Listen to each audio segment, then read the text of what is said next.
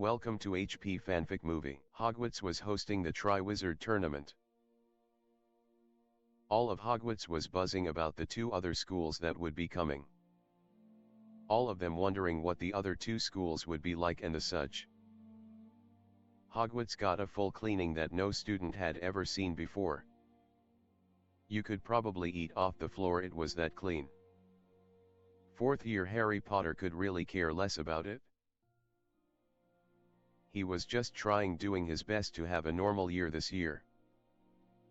So far so good really, but in the back of his mind there was a niggling that this was just the calm before the storm and that things were going to change radically.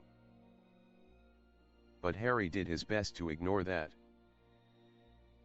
He didn't want to focus on that at all.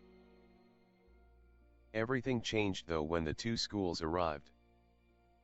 The first one was Durmstrang. It seemed that it was an all-male school. Ron did a fanboy squeal when he saw that one of the Durmstrang students was actually international Quidditch star Victor Crumb.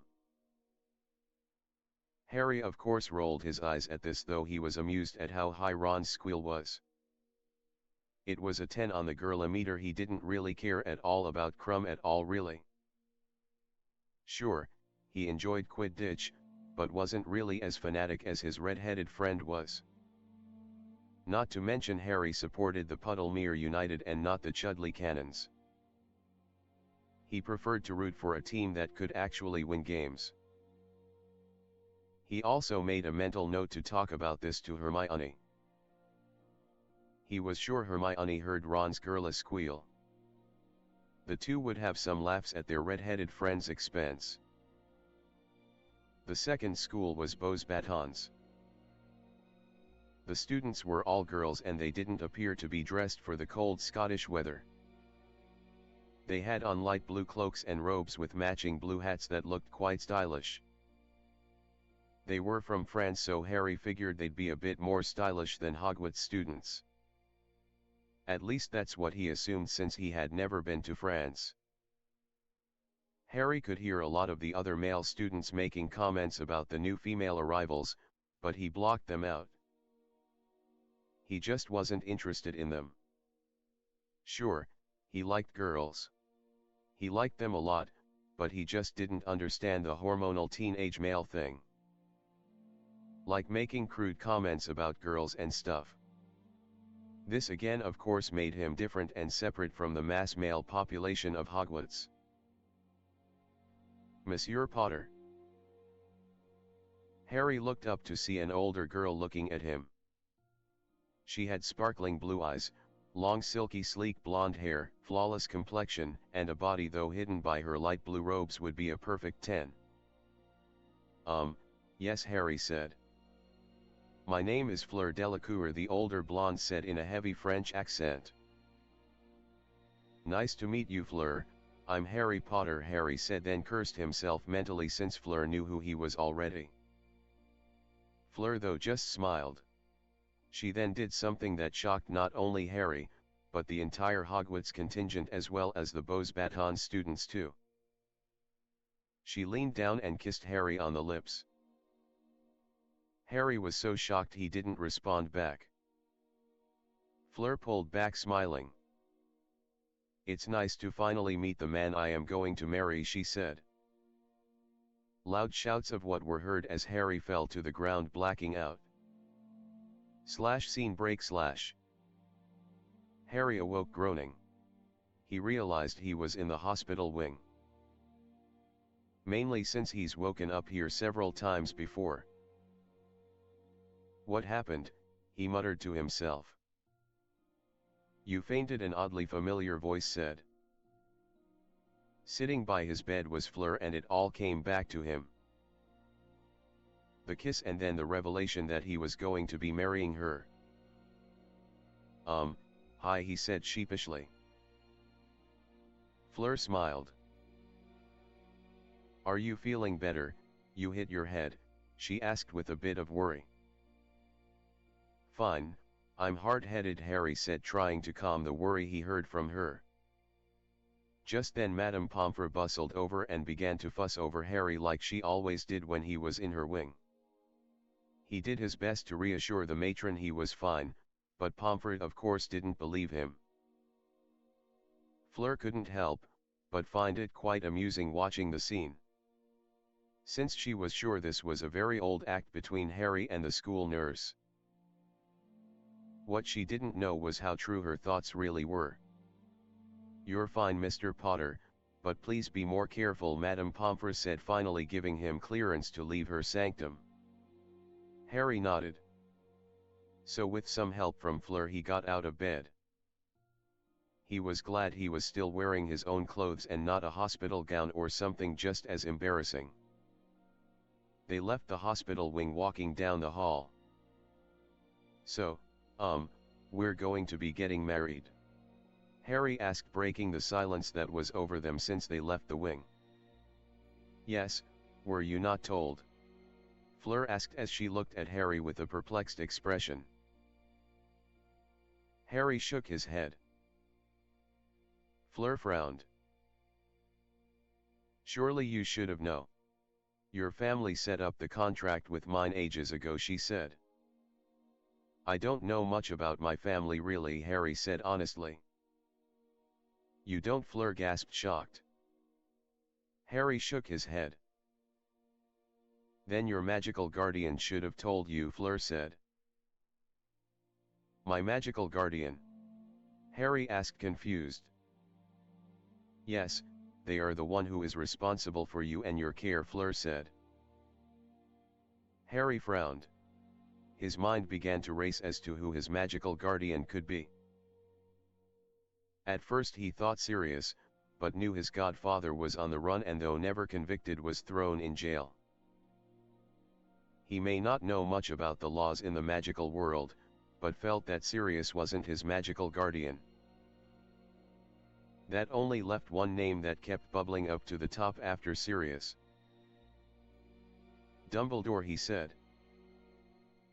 "Excuse me, are you saying Albus Dumbledore is your magical guardian?" Fleur asked. "It's the only thing that makes sense, but if he is, then that means," Harry said as his frown turned to an angry look. His magic began to swirl around him. Like a non-existent wind blowing his hair all around along with his clothing. Fleur had to step back, feeling the raw power. She had never felt anything like it. Harry may be undersized for his age group, but there was nothing undersized about the magical force he was exerting. Though she could feel her Vila side going crazy and telling her to mate with Harry right here and now since he was so powerful.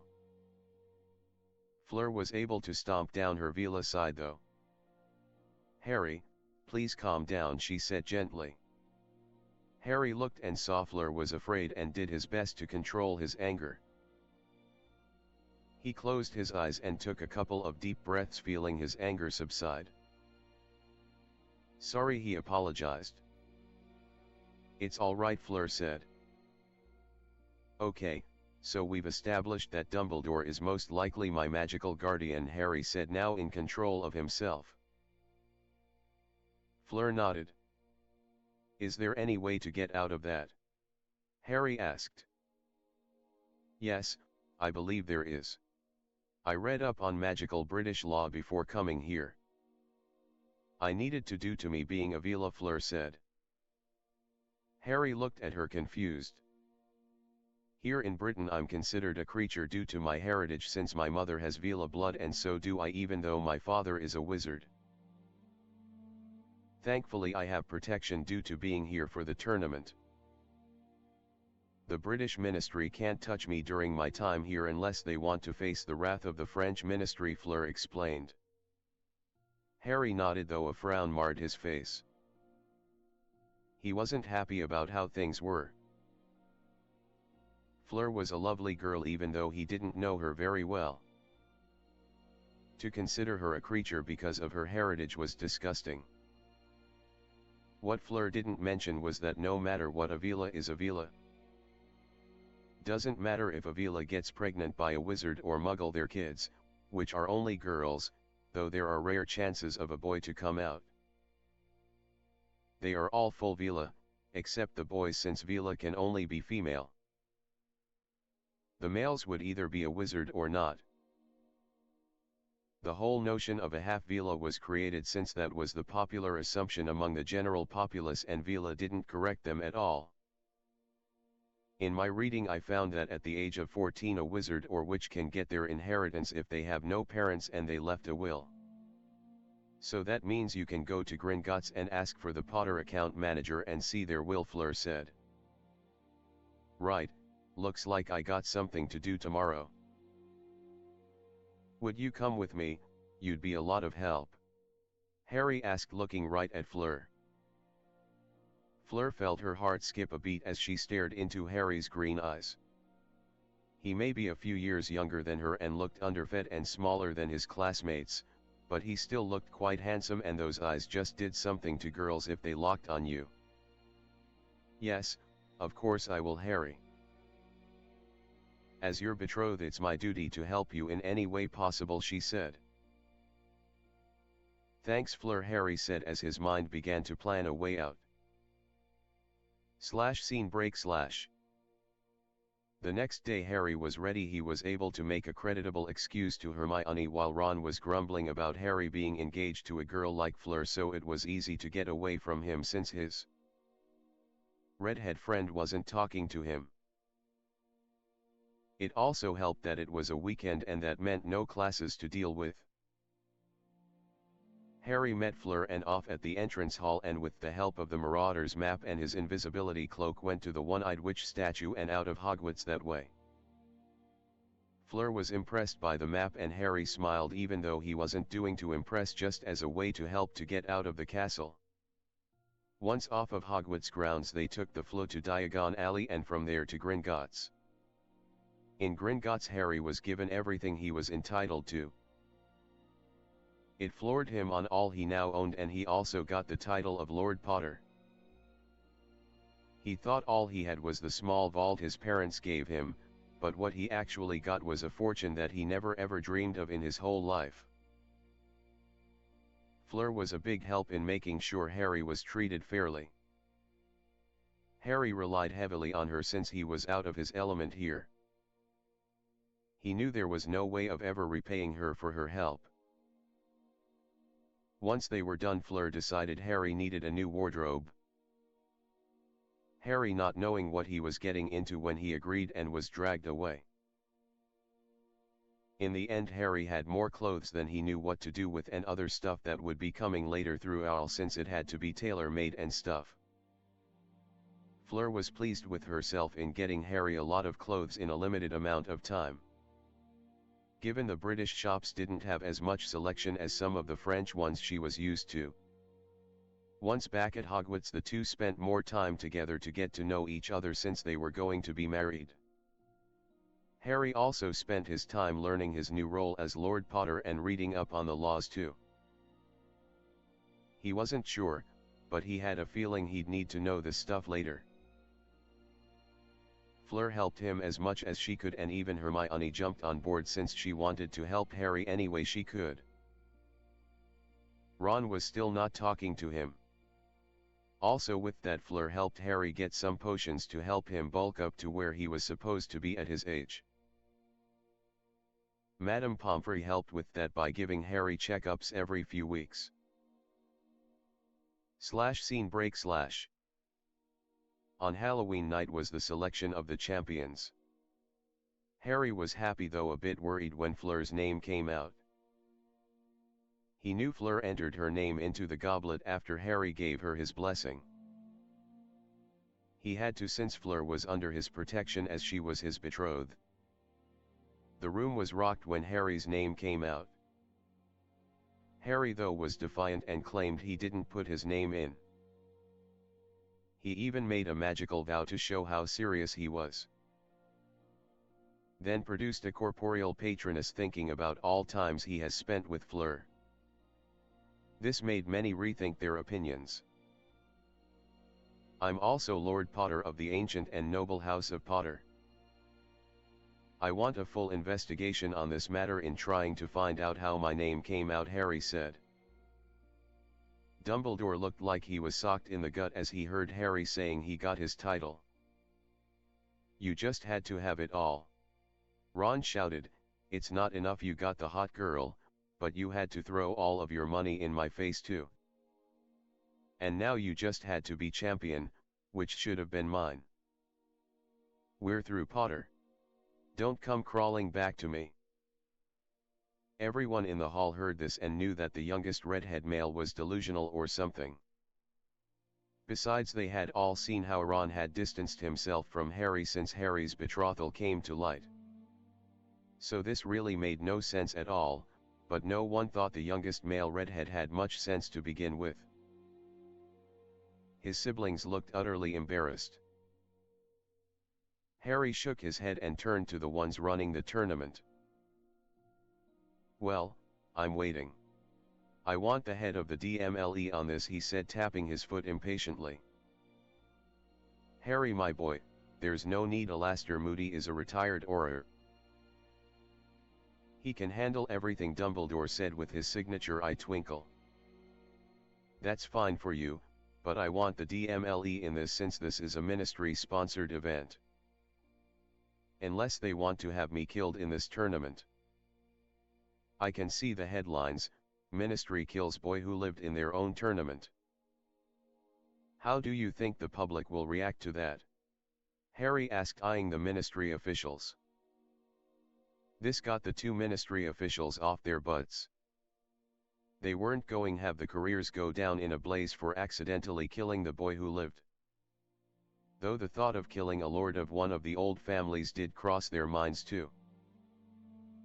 It definitely didn't look good at all. Amelia Bones, the head of the DMLE, appeared quite soon after with a couple of her aurors. Harry told her and she got one of her aurors to put in an evidence bag and take it to the ministry to be analyzed. Sadly, with her came one Cornelius Fudge. He was there to ingratiate himself to Harry since he was now Lord Potter. The Potter family still had plenty of sway in the wizard world even now. Their family was known to be warriors for the light, and some even had said they were the leaders of the light, the true ones. Unlike Dumbledore, who claimed to be the leader of the light. "Lord Potter, I assure you I'll be manning this investigation personally." "I will get to the bottom of this," Amelia said. "I thank you, Madam Bones, your candor is very welcome. Know that you'll have the power of the Potters if you need it to help you with this investigation," Harry said. Amelia now knew she could cut through all the bullshit with the power of the Potters backing her. "Lord Potter," Fudge said in an simpering manner. "Minister Fudge," Harry said, looking the minister in the eye. "We at the ministry are displeased with what had happened.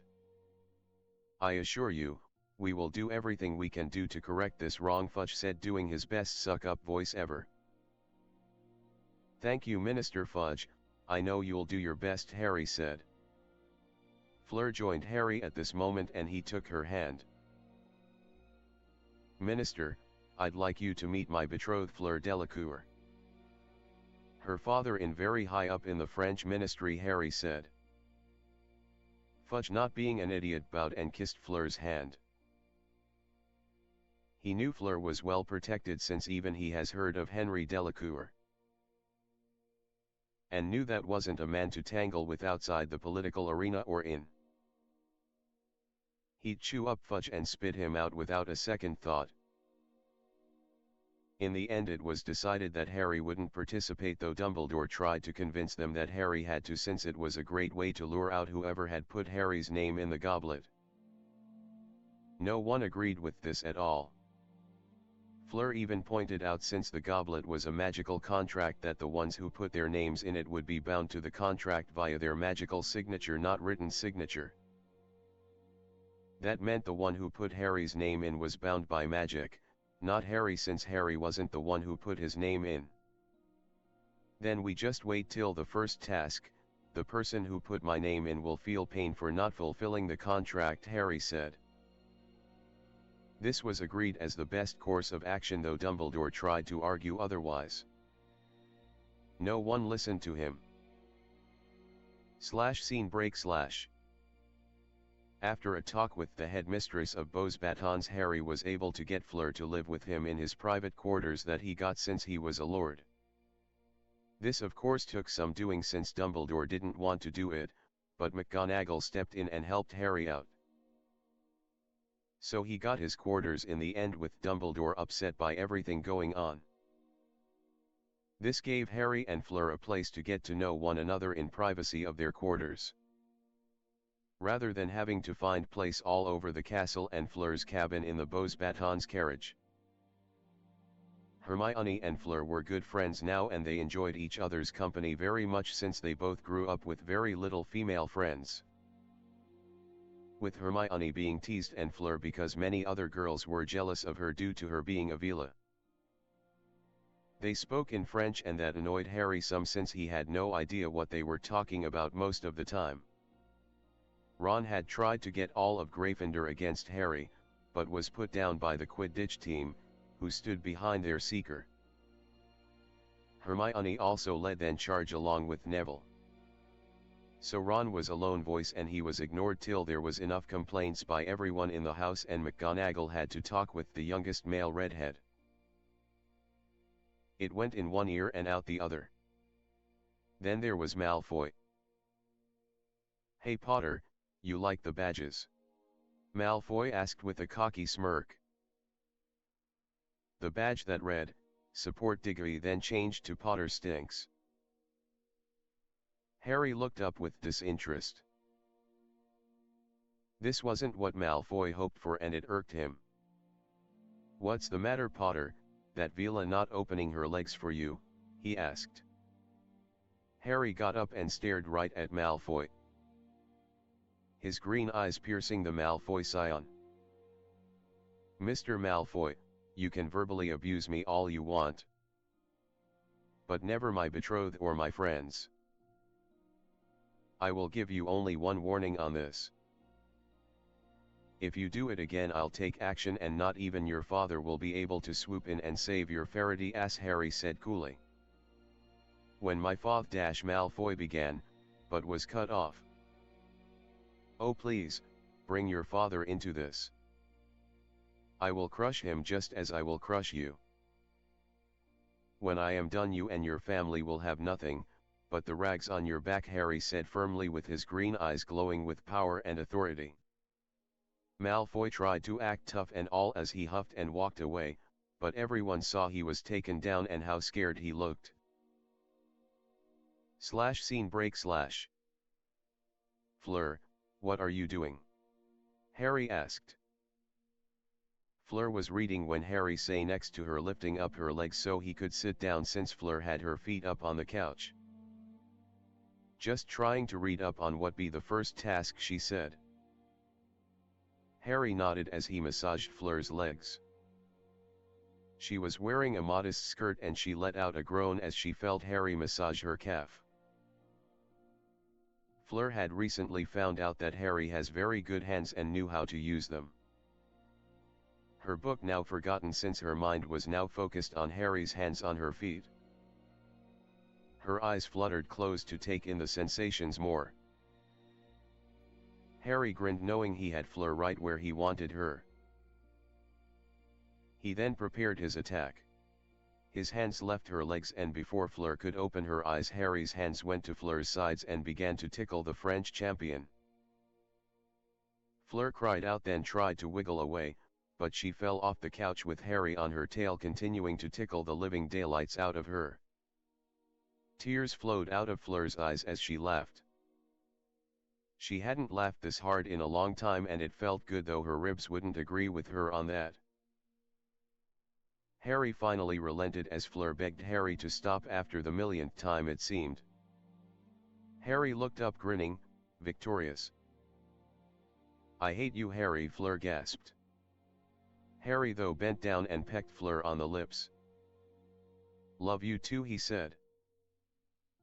Hermione came in on this side and shook her head. "Honestly, Harry, why didn't you use a tickling charm?" she asked. "I went with what was right, Not easy, Hermione, Harry said as he flashed his best friend a smile. Hermione shook her head. Scene break.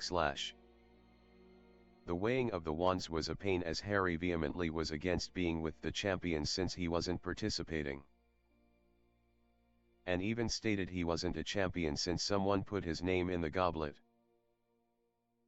The next day an article with an interview with Harry appeared and he was rightly pissed.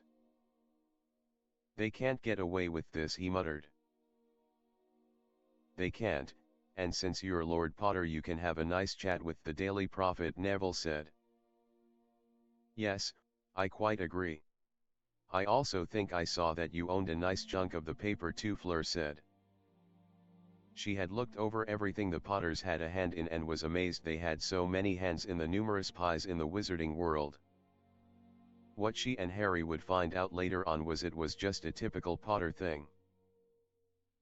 The Potters gave out a lot of money to friends they knew so those friends could start up their businesses and then the friends would pay back the Potters for supporting them. The funny thing is the Potters never did any of this for money, just to help their friends and were rewarded for their selfless gratitude. It wasn't long that the newspaper retracted the article with a full apology. The Potters were not a family to be messed with at all. Scene break. The first task was creeping up and Fleur was shaking when she returned to her room she shared with Harry. She had been asked by her headmistress to see her earlier. What's the matter, Fleur? Harry asked with concern. Dragons, Fleur croaked out. Dragons? Harry asked.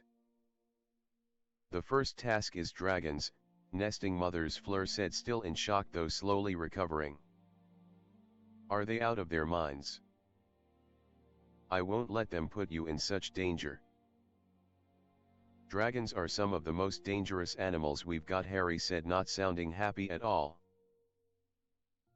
Harry, I don't think we'll be facing the dragons head on, Fleur said, trying to calm Harry. That's no excuse, Fleur. This tournament was cancelled ages ago due to the huge amount of deaths of the champions, Harry said. Now Harry had done his reading of the Triwizard Tournament so he knew what was going on. He thankfully had access to the Potter library and even had a Potter house elf get him books. Hermione was very jealous of this, but happy when Harry offered her the same service he was getting. She squealed happily and hugged the life out of Harry. Fleur saw the whole thing and laughed. Hermione was such a bibliophile. Scene break. It was the day of the first task and Harry was able to get the details of the first task from the judges.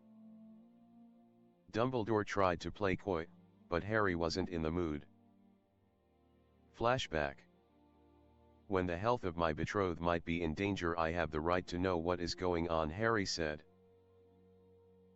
Silence, boy, the girl signed and entered her name. She will do as she is told, Karkaroff said.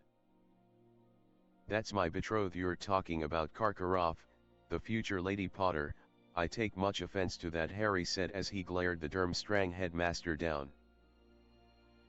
Karkaroff tried to stay strong, but Harry's green eyes were burning through him and he felt himself weakening. Harry was scaring him more than the Dark Lord ever could. Harry, my boy, we must keep all tasks a secret to surprise our champions, Dumbledore said. Yes, that's a nice concept. But considering that we know it won't work. Fleur found out thanks to Madame Maxime, and I'm sure Krum knows what the task is too, thanks to his headmaster. There's no spirit of teamwork and camaraderie here since you're the only one who is trying to do it, Harry said. Dumbledore frowned. Maxime had the decency to look guilty while Karkaroff just glared at Harry. In the end, Maxime told Harry the task and Harry just nodded. Harry of course didn't tell Fleur what the task was, only telling her that it wasn't as dangerous as they once thought it was. He did warn her to be careful, and he also helped her train too. He also told Cedric about the dragons, since it was only fair since the other champions knew about it. End of flashback. The task was about to begin when there was screams. Everyone turned to see one Alastair Moody writhing on the ground. "What's wrong with him?" someone asked. No one knew, and even Madame Pomfrey was stumped. Then it happened. Moody began to change before everyone's eyes. His magical eye popped out, revealing his real one. His peg leg also popped out in place of his real leg. Scars were erased to show a smooth face as he morphed to look like a young man and not the grisly old horror. That's Barty Crouch Jr.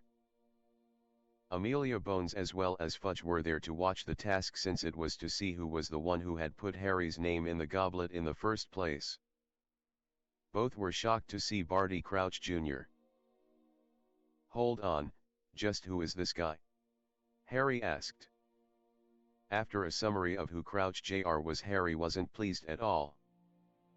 For some reason the entire stadium could hear everything going on due to some sort of sound amplifying charm. "I want to know why he put my name in the goblet," he said. "Perhaps we should do this in private," Harry. Dumbledore suggested. "No, we do it in public here with everyone. There won't be any behind closed doors kind of thing," Harry said firmly. Dumbledore tried to plead with Harry, but Harry ignored the old wizard.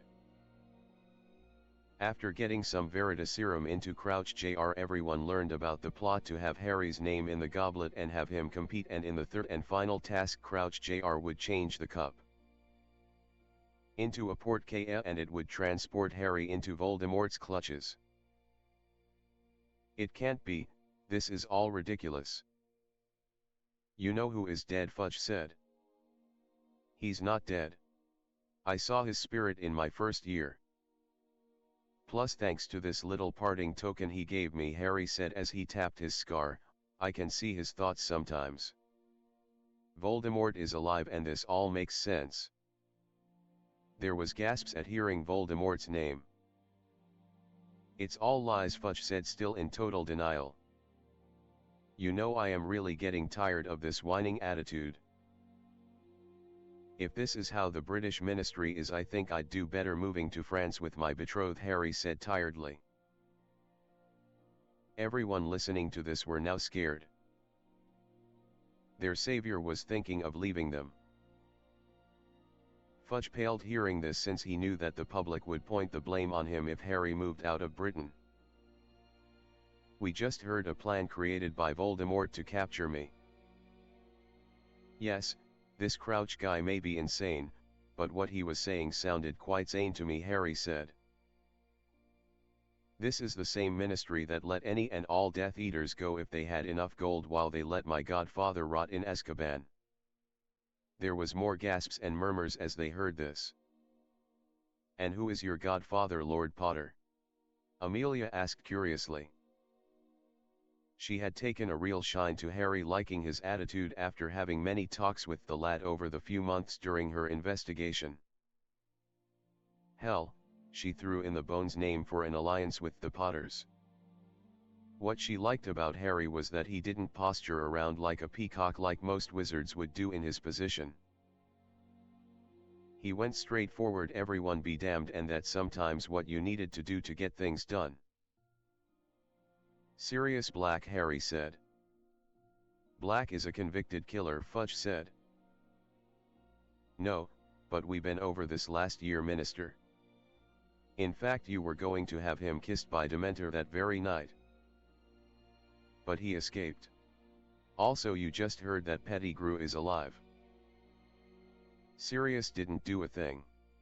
He was tossed in jail without even a trial, and even though every other Death Eater got one," Harry said. Amelia wasn't pleased hearing that Sirius was tossed in Azkaban without a trial. Whether he was guilty or not, she thought everyone deserved to have a trial. As a Hufflepuff, she had a firm, just and fair play attitude instilled in her. There was a lot of shock in the crowd hearing that Sirius Black was Harry's godfather. No one knew this at all. We're also overlooking the fact that since Sirius is my godfather, that he couldn't do any harm to me. He performed the godfather ritual when I was born to be my godfather, Harry said. This was true since in the wizarding world, when a witch and wizard become godparents to a child, they perform a ritual to protect their godchild and not cause them any harm at all. These oaths were made with magic involved, so they weren't just some fancy words, they meant something, and magic bound them. And there were serious consequences if that oath was violated. Harry had a few talks with Sirius over the course of the month, and Sirius even chatted with Fleur. It wasn't face to face since there wasn't time, so all the talks were via the Fleur. Sirius was a great help to Harry with his new position, since Sirius knew more of the British pureblood system than Fleur did. This gave Amelia a new angle and nodded in agreement. Black couldn't have been the one to set Voldemort on the Potters, since it would go against his godfather oath he made to Harry. Fudge was sputtering and blustering. He didn't know what to do. I also think this compromises the tournament, since Voldemort knows everything. The tournament should be scrapped, Harry said. You can't do that, a toad-looking woman said, who had accompanied Fudge. And who are you? Harry asked coolly. I am Dolores Umbridge, Undersecretary to the Minister of Magic, the toad woman said in a snooty, superior, arrogant tone. And this has some bearing on what is going on? You are not in any position to do or say anything in this matter, since you are not in the Department of Magical Cooperation nor Magical Sports. So butt out, Harry said. Umbridge was seething and was about to speak, but Harry's green eyes locked on her and she felt small. Amelia smirked at this. This was quite fun. Harry, my boy, Dumbledore started. Harry ignored him. I think we should have some fun with this stuff. You know, actually support all this unity stuff that was spouted about. Right now it feels too much like a competition for boasting rights, really, Lord Potter said. Oh, and you have a suggestion? Karkaroff sneered. You and Snape dating or something? Harry asked, since the Durmstrang headmaster was doing a very uncanny impression of a certain greasy-haired potion master. There was laughter hearing this. Potter! Snape roared. And the greasy stain is heard, Harry murmured. Snape came striding up, his cloak billowing. Just like your father, arrogant, 1,000 points off Gryffindor and detention with me for 2 months, the greasy-haired professor spewed. No, Harry said simply. Snape was irate and he got his wand out and fired off the first dark curse his mind could decide on. Fleur tackled Harry to the ground to save her betrothed. The curse flew above both their heads. Auror stunned and bound Snape, taking his wand. Amelia was quite proud of her Auror's response time and would reward them later for their quick action.